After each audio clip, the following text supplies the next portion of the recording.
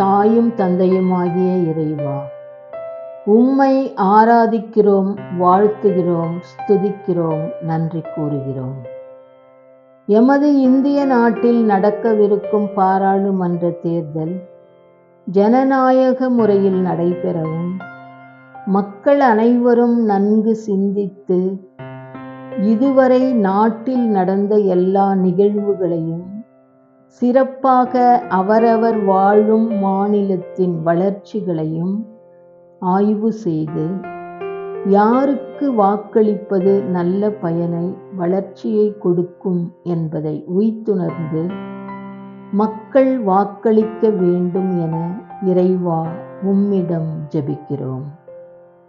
இன்றைய நற்செய்தியில் இயேசுவின் 12 சீடர்களுள் ஒருவராகிய யூதாஸ் இஸ்காரியோத்து தலைமை குருவிடம் சென்று, இயேசுவை உங்களுக்கு நான் காட்டிக் கொடுத்தால் எனக்கு என்ன தருவீர்கள் என்று கேட்டான். அவர்களும் 30 வெள்ளிக்காசுகளை எண்ணி அவருக்கு கொடுத்தார்கள்.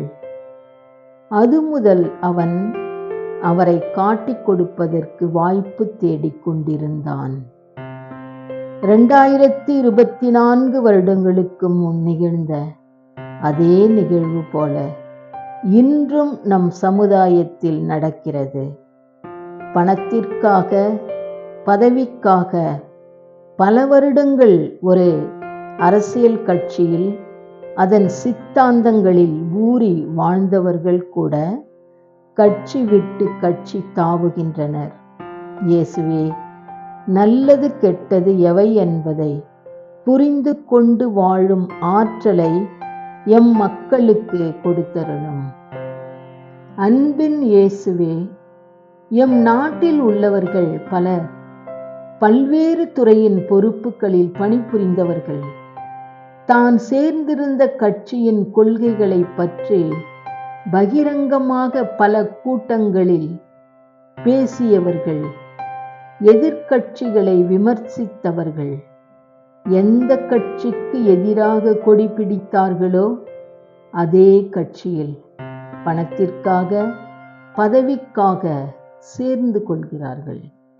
இயேசுவே, உம்மோடு வாழ்ந்து உம்மை நன்கு புரிந்து கொண்ட உம் சீடர் யூதாசு உம்மை விட பணத்தை பெரிதாக மதிப்புடையதாக ஏற்றுக்கொண்டது போல, மனிதர்களாகிய எங்களுக்கும் பல சமயங்களில் பணம், பதவிகள், இதனால் கிடைக்கும் மதிப்பு, மரியாதை இவைகள் பெரிதாக தெரிகிறது. எனவே அதற்கு முக்கியத்துவம் கொடுத்து விடுகிறோம். குறிக்கோளை, கொள்கைகளை, உண்மையாக வாழ்வதை மறந்து விடுகிறோம். எங்களை மன்னித்தருளும். நாங்கள் செய்யும் குற்றங்களை எல்லாம் உம்மேல் சுமந்து கொண்டு எங்களுக்காக உயிரையே அளித்த இயேசுவே, எங்கள் தவறுகளிலிருந்து திருந்தி வாழ உம் அருளை கொடுத்தருளும். வெற்றி பெறுவது ஒன்றே என் நோக்கம்.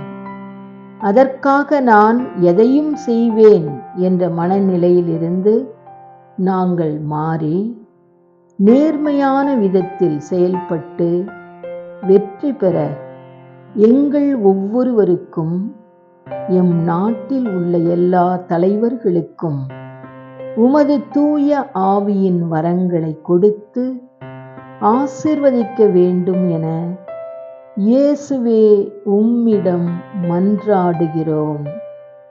ஆமென்.